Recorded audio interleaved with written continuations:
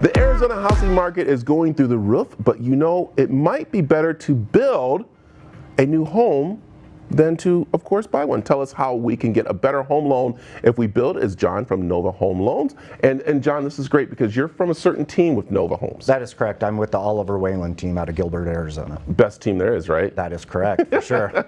Hey, let's talk this because we know it's going gangbuster here with people buying homes, selling homes. But the big problem is one, finding the homes. Two are the loans that people are seeing. They might not be able to afford the loan, but we might as well give away the secret right now. It could be cheaper to build a new home than to buy one. That is correct, and with less competition. So what we're seeing right now is buyers getting very frustrated with the resale market due to the lack of inventory and the competition. So buyers have been getting frustrated over the last 12 to 18 months. So what they're doing is looking at the new build communities. So in the years past, local lenders had a hard time competing with the in-house builders lender. And so Nova has rolled out a program. It's called the Nova New Build Program, Rewards Program. So basically at this point, they have options whenever they're looking at financing going through a new build community. And it's kind of interesting because it could be a little bit cheaper on your budget, especially as we're starting to see. I mean, I looked at a house probably 6 or 7 months ago, and it was, I'll be honest, it was like about maybe 400, to 450. And then all of a sudden I went back and it was going for almost 700,000 again.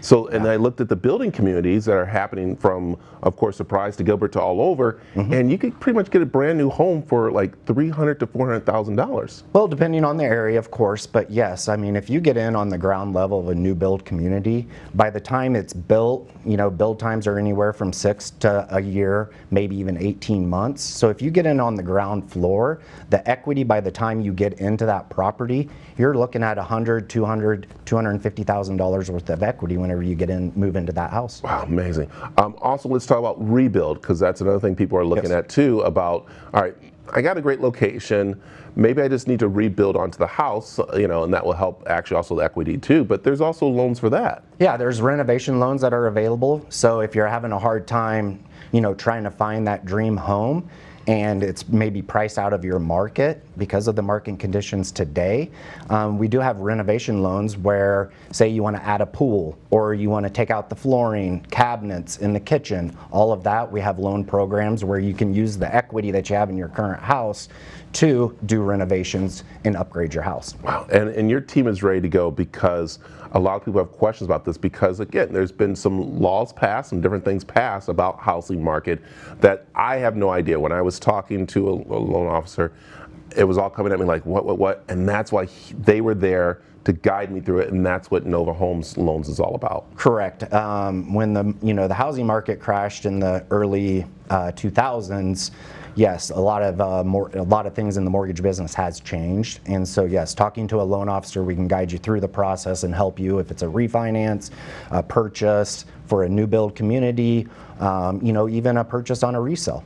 So yeah. All right, give me a couple of tips I need to know when I come to talk with you, John. Just some things I should have ready that will help me move the process a little bit quicker. The first step in the process is getting the loan application done, where we can do a credit check, see where the credit scores are, and then having your financial documents ready. W-2s, pay stubs, so that way we can look at your income, review everything, and get you pre-approved. So that way when you're ready to sell and go buy a new house, you're fully pre-approved. And in this market, pre-approval is very important because there's multiple offers on resale homes. If you don't have a pre-approval, the chances of your offer getting accepted is pretty slim. Yeah, and the other part too is that you're there to talk with people, you're there to guide them, and you're there also to help them not dream big, because as I'm sitting here with you right now, I'm thinking, I could use about $15 million to get this house in Paradise Valley.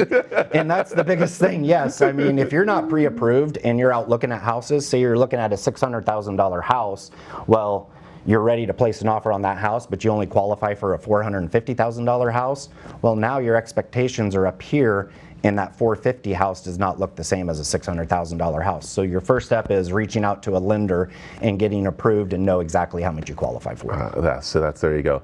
Okay, give me, as we get to wrap up, one do not do tip when you go for the loan? After you have been pre-approved, do not go out and make major purchases like a car, furniture, allowing other people to pull your credit. That is the biggest no-no in the business, because that will affect what you qualify for. There you go, because a lot of people do that. Well, I'm okay, I'm good, okay, let's go do all this other stuff. Yes. So don't do that. It happens a lot, believe it or not, and if we're not aware and you go out and buy a new car and your payment's $450, well, now your qualification is different because of that car payment. There you go. John, tell them how they could find you guys. You can find us on www.oliverwaylandteam.com. There you go. John, thanks for stopping by. Thanks, Brett.